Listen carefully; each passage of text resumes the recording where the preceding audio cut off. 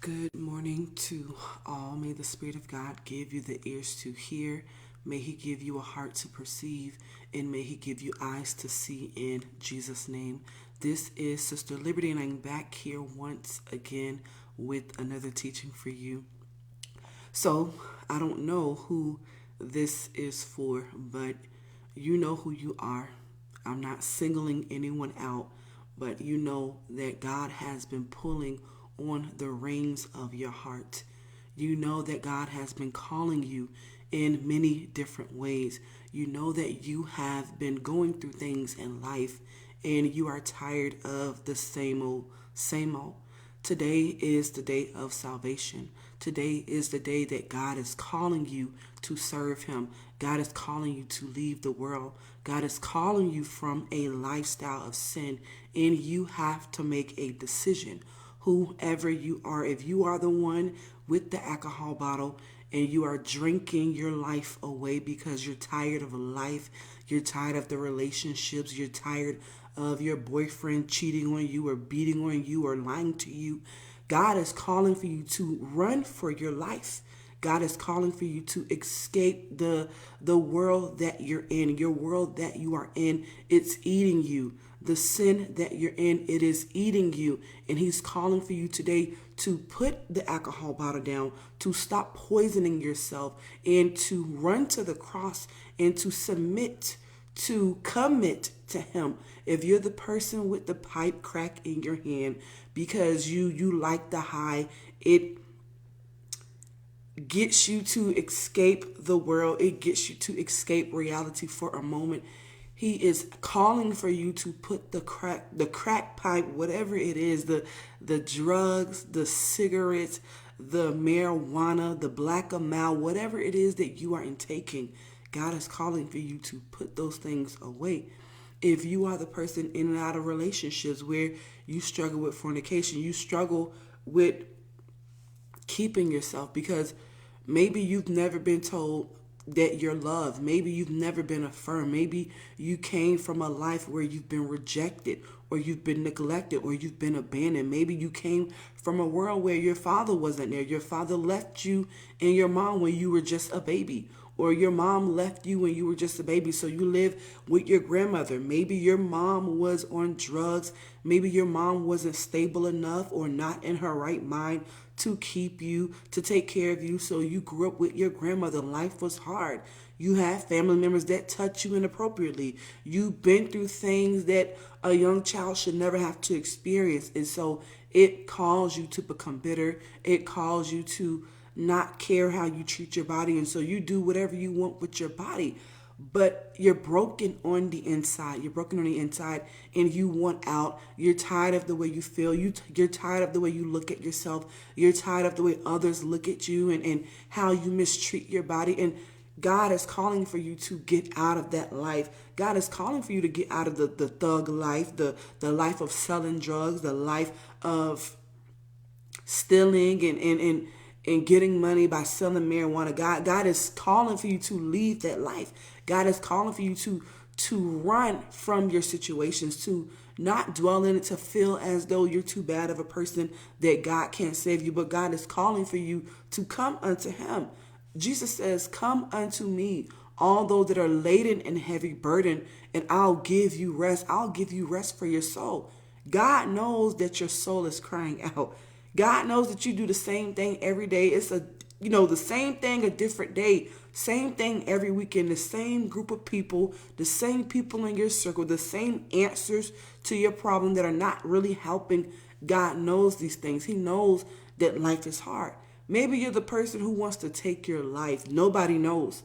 Nobody knows because you don't think anybody would understand anyways. You don't think anyone knows what your life is like. No one's gone through what you've gone through. And so you want to end your life. You want out. You want to commit suicide. You struggle. Maybe you're that person who cuts yourself and nobody knows. Maybe you're that person who afflicts yourself and nobody knows. Maybe you're that person who you just take drugs because you don't know what else to do, hoping that you don't wake up the next day. You're praying to God that you don't wake up the next day. God is calling for you to come out. Maybe you're the person who you're sprung out on pornography because you feel as though that's a way of escape for you. You don't know how to control your emotions. You're broken. You're torn. The world it seems as though it's against you. It seems like people in your life are against you. So you don't know what else to do. You think that this is all that there is. You don't understand that you can come out of that.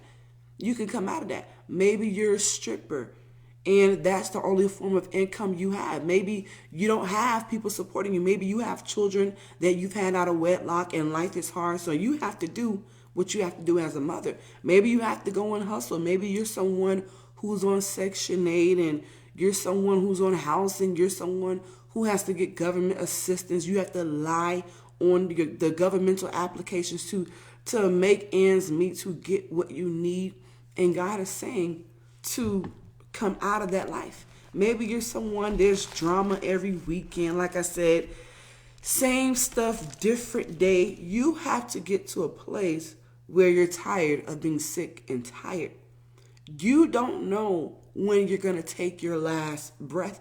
You don't know how much time you have here on the earth. And if we can be honest, time is passing us by. I woke up this morning and I saw today's date and I was like, wow, we literally have less than 48 hours before we go into a new year. And I was saying, man, time is flying. Time is passing you by. As time is moving, what are you doing with your life? Are you wasting it because you're going to blink and one day you're going to be 40? You're going to blink and one day you're going to be 50. What are you doing with your life? Maybe this message isn't for you if you feel as though everything is well, everything is good in your life. But this is for those that are in dark places. This is for those that are being tortured and tormented throughout the night where they can't sleep. You don't know that people in your world have problems. Why do you think that there's so many people on drugs? You think people are just on drugs just because? People have problems. People are broken. People are in dark places. People hear voices. People don't know where else to turn, so they take drugs. They go and find an illegal drug on the street and they take it as a way of escape, as a way to feel better about life because life is hard. They buy all the cigarettes. They buy all of the hookah tools that they can to escape. They get the crack pipes to escape. They take the pills to escape. You don't know life is hard for people. You don't know people are really struggling. You think mental health is just a thing. People are battling in their mind. There's real war going on the inside. And many times people really don't know where to go. They don't know who to go to. They don't know who to talk to because they know many people are going to judge them. They know certain people are going to look bad at them about their condition, about their bad decisions. But I'm letting you know that there's a way of escape. That's good news for you, that you don't have to remain a slave to drugs. You don't have to remain a slave to the alcohol bottle. You don't even have to remain in this relationship. This relationship is pulling on you. It's taking more from you than it should be giving. And you want out. Maybe you're the one who you're with that boyfriend and he's abusing you, but you don't tell anyone. You don't want anyone to know. You don't want anyone to look at him in a bad way because to you, he's not a bad person. He loves you, but he beats you. He talks down on you. He makes you seem as though you're not valuable. You're not of any worth and you want out, but you don't know how to get out because you feel as though, well, since I'm in it, since I took this upon myself, I might as well go through with it. Although I'm in a place where I want to kill myself. I'm in a place where I want out. I don't want to be in this relationship. I don't want to be tied down with this person who doesn't love me. He doesn't love me, but I'm with him. Or maybe it's the other way around. Maybe you're the man and you're in a relationship with a woman who's dominating. She abuses you. She talks down on you. She belittles you. She makes you feel less of a man. And you don't know how to get out. Jesus says to come unto him. He says, run to him. Listen, if you can't go to a church, if you can't talk to anybody about it, talk to God. Talk to God. Call out to God. He will answer you. You would have to do it in faith and not fear, but call out to God. Be honest with God. Be honest with where you are at in life. Life is messed up. Like I said, most people came from a life where things were messed up. The family was messed up. Your mom and your dad was messed up. Your mom and your dad, they just came together really to make you because they didn't stay together. You don't know where your dad is, who your dad is, where your mom is, who your mom is, or maybe you grew up and your mom, she was always looking for a man, meaning she was always dating men, always on dates, always bringing a new man into the house. You saw different men go in and out as often as necessary. Maybe your mom was on drugs. Maybe she wasn't available. Maybe she wasn't there mentally, physically. Maybe you needed her. Maybe your dad was in your life, but from a distance. Maybe he was that dad that showed up every now and then and bought presents, bought gifts, to kind of relieve himself of the guilt, to make himself feel good. Every now and then he would buy you gifts. You would see him every now and then. So you knew of him, but you didn't really know him. That damages a person's soul. That damages a person's heart. So when we are not brought up in the proper way, we take on life. And when life comes at us, it comes at us hard, leaving scars, leaving marks, leaving bruises. And so because we have not been given the proper way of how to navigate through life, we have to figure out things on our own. We have to find out things the hard way. You're out here because you want to be loved. So you get with people and you find out this person has an STD and they never told you because they're broken too. Like the world says, broke people or hurt people, broken people hurt broken people. You enter with an STD or you find out that you're pregnant. He doesn't want the baby. It was supposed to be a one-night stand. It was supposed to be, a one-time only, but you got pregnant. He doesn't want the baby. He's encouraging you to get an abortion. You have to make a decision. You end up getting an abortion, and it destroys you from the inside. Although on the outside, you look fine, you look good, but you're torn. You're torn because a part of you just got wounded. A part of you just got destroyed. And so you try to, finish life. You try to continue through life. And it's hard because no one understands the battle that's really going on the inside. They don't know that you feel weak as a woman or that you feel weak as a man. They don't know that you don't feel as beautiful. You don't feel as confident. You don't feel as strong because of what you've been through. They don't know that you deal with insecurities. That's why you do a good job with covering it all up with makeup, or you cover it all up with the fake stuff, with the fake lashes or the weave and the nails. You're hiding behind a person. You're hiding behind a person because you're torn. You're broken down. You really want out, but you don't even know where to start. Where do I start? Where do I start? Who do I go to? Who can I talk to? Nobody's going to understand. I have a circle of people who does exactly what I do, and they accept me for what I am, but they don't know the tears I cry at night. They don't know that I'm really asking God, although I don't really know God, but every now and then I talk to God to save me. There are people that want out. There are people that are tired of the world. Why do you think people commit suicide? You think people just like the thought of taking their own life? There are people, they want to leave the world. The world is hard.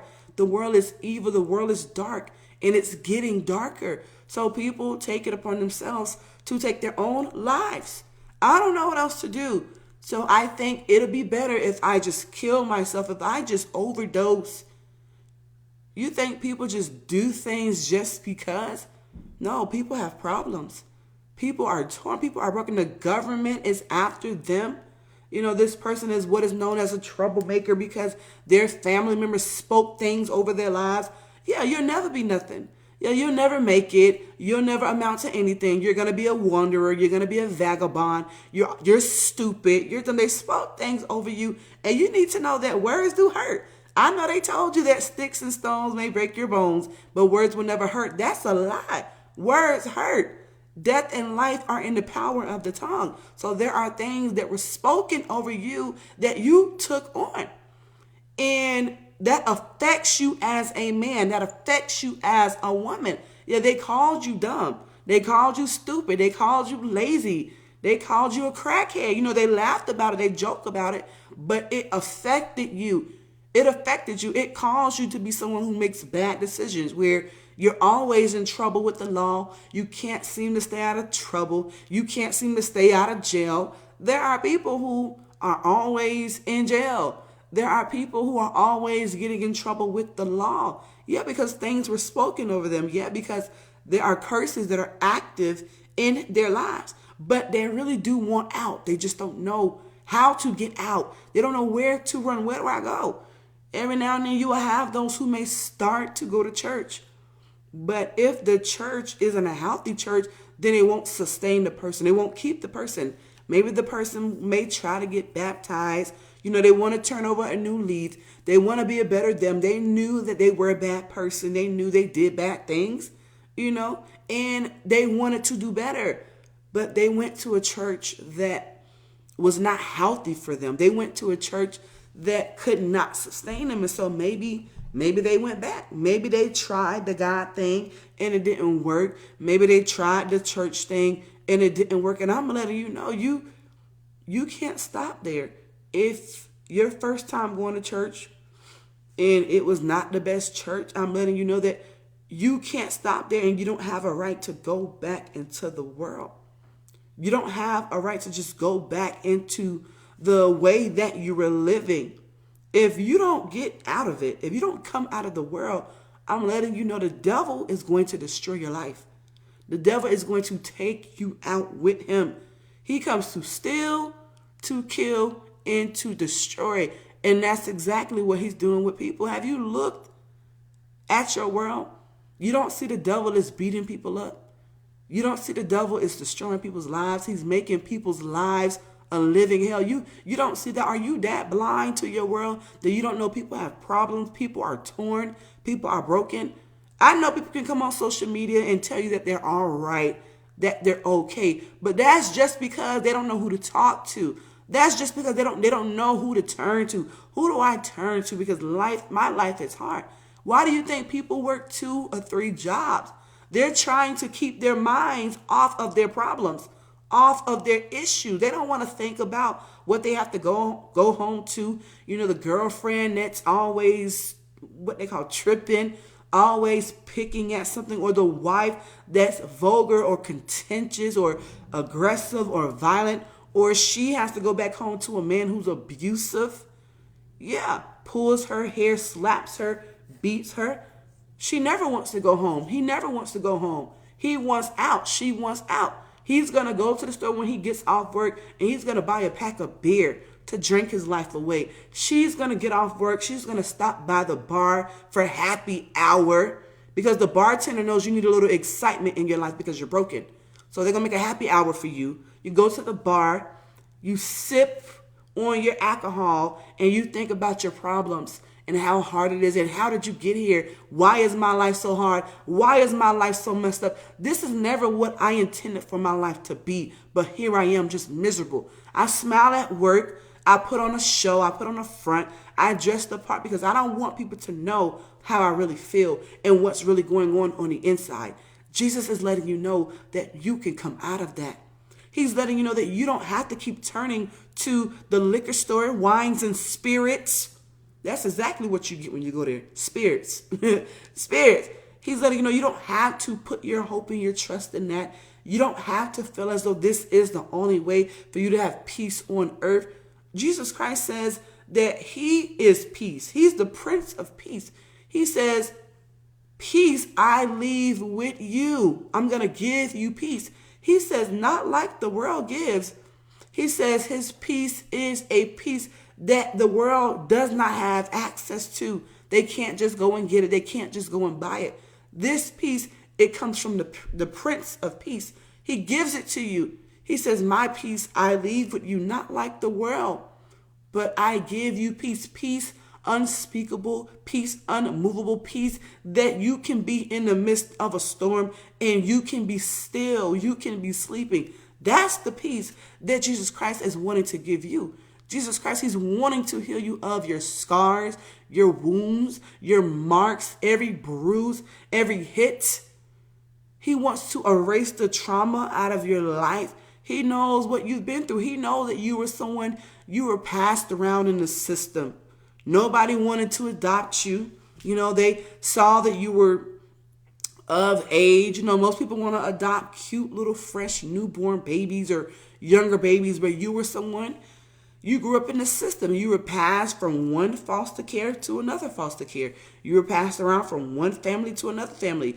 You know, many different girl groups, many different boy groups, because you could not stay out of trouble. Although you tried, it was just what was really on the inside, the anger, the depression, the aggression, the violence, the sadness. Yeah, everything that you went through as a child, it's a build up. It's a build up, and so it made you who you were.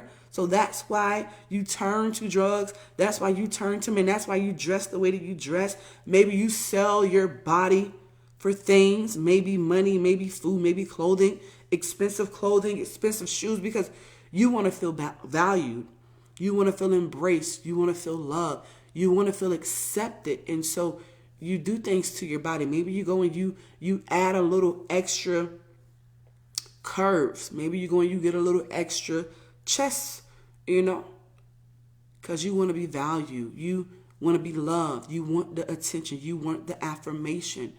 So maybe you go and you strip. You strip. You never thought you'd be in this place, but you're here. Many of us never saw our lives the way they have turned out to be. You wanted to be that person who did things right, to get married, to have a family, to settle down. You wanted to be the one who just did what was right, but life didn't turn out that way. Life didn't turn out that way. It turned out the opposite. So now you may be that person who has 4 kids, 5 kids, and you're not married. You're not with none of your children's fathers, but that's the way your life turned out. Maybe you're that one who dropped out of high school, and so your family says that you're dumb. Your family says that you can't do it. Your family says that you're not smart. That tore you apart. You have kids, and you have to look at the faces of your kids every day, and you have to decide, well, what am I going to do? How can I be an example to my kids? When my life is falling apart, you deal with that. You battle with that, and it eats you up. It makes you just feel as though, well, I guess this is my life. Instead of people getting up and fighting, they just lay down in it, and they die that way. But I'm letting you know that there's a way out. I'm letting you know that you don't have to continue being this person. You don't have to continue being a failure. The devil wants you to be a failure like others in your family. He wants you to follow in their footsteps and just be another person. Do you want to be another person, or do you actually want to be someone who is making change in your world? Your world needs real change. Your world needs hope. What are you doing with your life? Because every awakened moment, time is passing you by.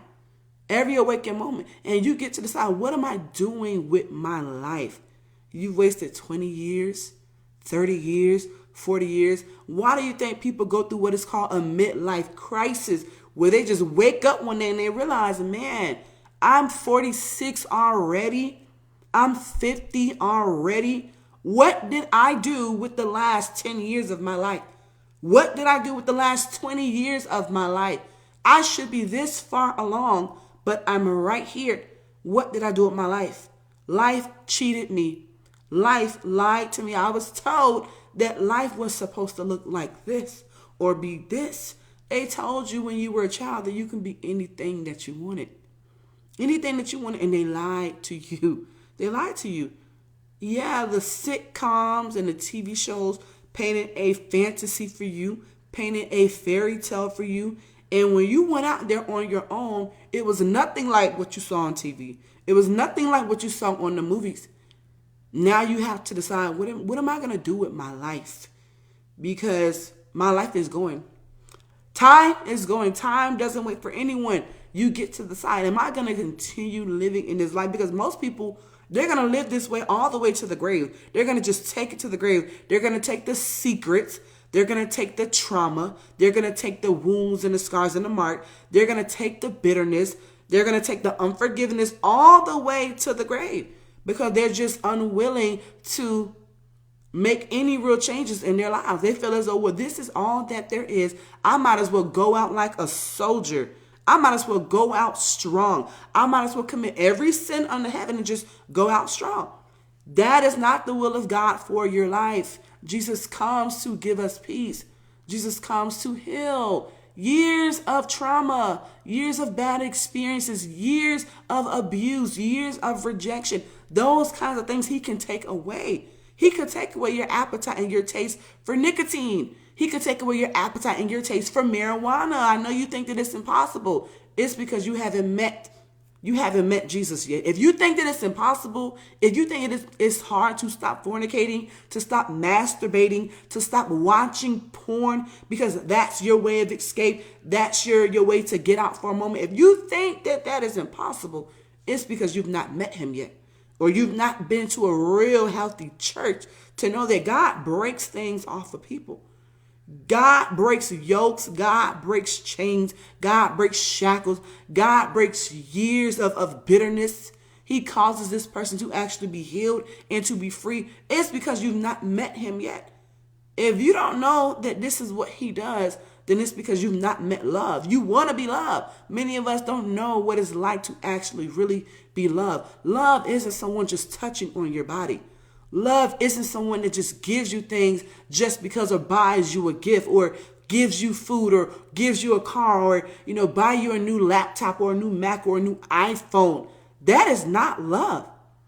This love that I'm talking about, the world can't give it because the world doesn't have it. They can't give it and they can't take it.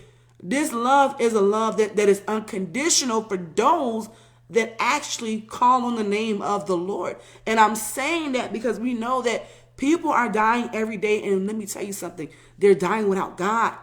And they're going to a place where God does not desire for anyone to go because he did not make hell for people.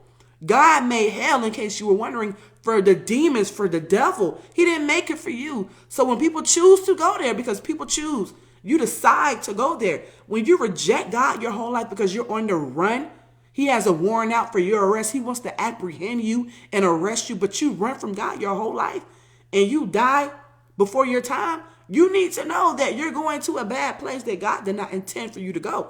And he does not take pleasure in that. God is not standing above and clapping his hands and say, well done to this person. No, it grieves God to see people have to go to this place. But people choose to go there because they run their whole lives from God. You know that God is calling you. He's setting up things in your life. He's making things fall apart to get to you. You got to know when God is calling you, and you got to know when the devil is trying to keep you away from God. I'm telling you, the devil will set the stage up right. Let me tell you what I mean. The devil will allow things to seem to come together in your life, although you know that you're supposed to be going to church, or you had plans to maybe go to church, or you had plans to maybe move where this church is. You know, the Spirit of God is active. God is present. You had intentions to move and to do better, to become better. But the devil will start causing things to happen that seems like it's God. Well, maybe it's not the will of God that I go to church just yet this weekend, because look at all of these things that are happening, all these great things. I got the job I wanted. I was going to leave. And I was going to go to church, but I needed a job. I applied. I didn't think I was going to get the job, and I got the job. That has to be God. This family member wants to come back around in your life. That boyfriend wants to come back around in your life. That girlfriend wants to come back around in your life, or somebody from your past just wants to come back around. You know that you're supposed to be getting closer with God, and they just comes and just steal your focus. And now, the decision that you were supposed to make, you don't make anymore because the devil did a really good job with keeping you back from God, keeping you in that state, keeping you from putting forth effort, keeping you from addressing the sin in your life. He did a really good job. And that's what he does. He comes to steal, to kill, and to destroy. He wants to keep you back from freedom. He wants to keep you back from your healing. He wants to keep you back from being free. Jesus wants to make you free. The devil wants to keep you in bondage. And you have to know when the devil, if it's too good to be true, if it's too good to be true, meaning all of these things spontaneous decide to happen at the same time. You were supposed to go to church this Sunday, or you were supposed to read your Bible or pray, but all of these things simultaneously just occurred, and it's all good things. If it seems too good to be true, you need to know that it is the devil, because God is not going to lead you in any way that's going to set you up to fail. God is not going to lead you in any way that's going to take you from him. If it's going to separate you from him, then you need to try the spirits and see if they be of God. You need to know, man, is this God or is this the devil? Because the devil, he wants to keep you where you at. He doesn't want you to move forward. He doesn't want you to move forward. He doesn't want you to take the necessary steps towards your salvation, towards God. He wants to keep you where you at. He wants you to believe it's not that bad. Everybody drinks. Everybody smokes. Everybody fornicates. Everybody sins. We're all sinners. He wants to keep you locked in that mindset. Everybody has pains. Everybody has a story. Everybody has a past. Everybody has a path that they're on. Everybody has their own pairs of shoes. You know, you never walk them out of my shoes. Everybody has their own pair, and it's made to fit them. He wants to keep you in that place. Let me read this. Let me read this here in Matthew. I never got to it. Jesus is speaking. Jesus knows that this life is hard. Sin will make it harder. You're bad. And when we're saying bad, we're talking about decisions that you make that God does not like. To him who knows to do good, when you know to do the right thing, and you don't do it, you choose to not do it, that is sin. So when we make bad decisions, we make life harder. When we engage sin, when we engage the generational curses that are already active on our lives, we make life harder. So Jesus knows that our lives are hard. That's why in his mercies, he wants to make an exchange. He says this here in Matthew 11, verse 28. Come unto me. He's inviting you. The crackhead, he's inviting you. The alcoholic, he's inviting you. The fornicator, he's inviting you. The adulterer, he's inviting you. Okay, the witch, he's inviting you. The prostitute, he's inviting you. The drug addict, he's inviting you. The one that cheats, the one that lies, the one that steals, he's inviting you. He's inviting you. Yeah, the manipulator, the wizard. Yeah, he's inviting you. He's talking to you. He's inviting you. The wanderer, the lazy, the proud, he's inviting you. The fearful, the drunkards, if I haven't already said that, he's inviting you. He's inviting you. He says, come unto me all. He didn't say some. He didn't say some. He says all that. He said, all you that labor and are heavy laden. You're laboring to make a better life for yourself, and you're not doing anything but stressing yourself out. You're not doing anything. There are people who, oh, Father God, I'm sorry. It looked like something is on fire outside of my house. I'm so serious. Something is on fire. Holy Ghost. Yeah, so anyways, all of those that are laboring to make a name for themselves, all those that are fighting to have a better life outside of God, you're not doing anything but killing yourself slowly. He says, all you that are labor and heavy laden, and I will give you rest. He says, take my yoke upon you and learn of me, for I am meek and lowly in heart, and you shall find rest for your soul. Your soul is crying out. Your soul is speaking louder than you, because sometimes people just won't open their mouths about what's really going on, but their soul will speak. Your actions will speak. Your decisions, the things that you do, it will communicate what's on the inside, what's happening in a person's heart, what's happening in a person's mind. It will communicate that. He says, for take my yoke. He says, for my yoke is easy and my burdens are light. I know your yoke is heavy. I know your load is big. Your load is tough. Make an exchange with me. Give me your life and I'll give you mine. Give me the heaviness of your life. Give me the weight of your life. Give me the drama of your life. Give it to me. He knows how to handle it. We know that he knows how to handle it because he went to the cross and he bared the sins of the whole earth. He carried the world on his back. The world. So he knows how to handle it. There's nothing too hard for God. There's nothing that God cannot do. Yeah, he says, take my yoke. It's easy. This is easy for you. If you take what I have to give you, it'll be easier. He's letting us know that when we surrender to God, when we submit to God, when we give God our lives, that we make him our Lord and our Savior, we accept Jesus Christ, we yield, then life will begin to get easier. That doesn't mean you're not going to have tribulation, but you will know how to glory. You will know how to joy. You will know how to rejoice. You will know how to praise. You would know how to worship God through the tribulation, through the storm, through the process. That's what he's telling us. That's what he's telling us. And my burdens, for they are light. Oh no, you're going to carry around a light load that you will be able to actually carry all the way through. That's what he's telling us. That's what he's making available. It's available for you. That's good news. That's good news. That's news that says I don't have to remain this way. I don't have to be this way. I don't have to remain a slave to sin. I don't have to remain a slave to the devil. I can divorce the devil. Yes, you can leave that abuser. You can leave that abuser. You no longer have to be a victim. God will make you a victor. He will do just that. I'm telling you. So, may God give you ears to hear. He knows who he knows who he's calling. He's setting the stage. Yeah, he's calling this person. That's why he's making life hard for you. Sometimes God has to do that with the harder people. Yeah, they're harder to get. Well, okay, I guess I gotta make things a little bit more harder because I want you. God knows those who he's calling and those who he's inviting. He's not calling everyone. He's not inviting everyone. He's inviting those that actually want to be a part of what he's doing. Those that actually want him.